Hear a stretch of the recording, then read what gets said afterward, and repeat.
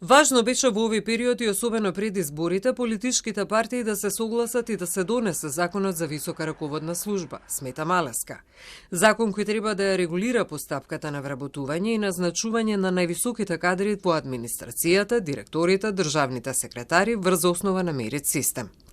Загрижувачки е дека во пакетот од 5 закони, чиј предлагаче Министерството за информатичко општество и администрација, кои беа усвоени на последната владина седница, го нема и овој закон.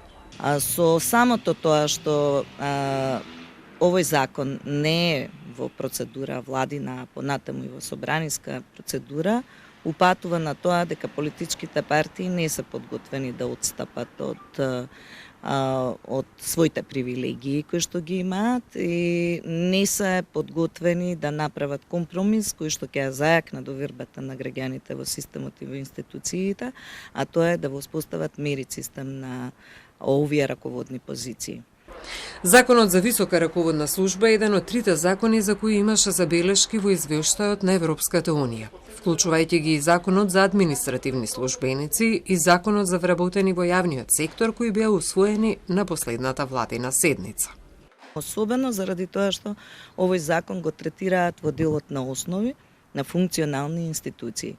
Прв пат оваа година извештајот е толку силен да изборот и назначувањето на високите раководни службеници го поврзува со системот на корупција. Значи, вели дека со донесувањето на овој закон не само што ќе се засили довербата на граѓаните во институциите, ќе се воспостави мерит процедура, туку ќе се обезбеди намалување на политичките влијанија, на кронизмот, на непотизмот и така натаму.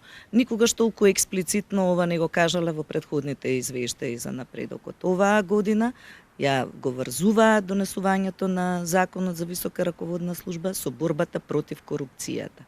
На брифинг со новинарите, министерот Алиу рече дека и покрај фактот дека имале за цел и овој закон да биде дел од пакетот 5 закони кои биле донесени, сепак работните групи како и експертите од ЕУ имаат отворени прашања и дилеми за истиот и се уште се работи на ниво на работни групи.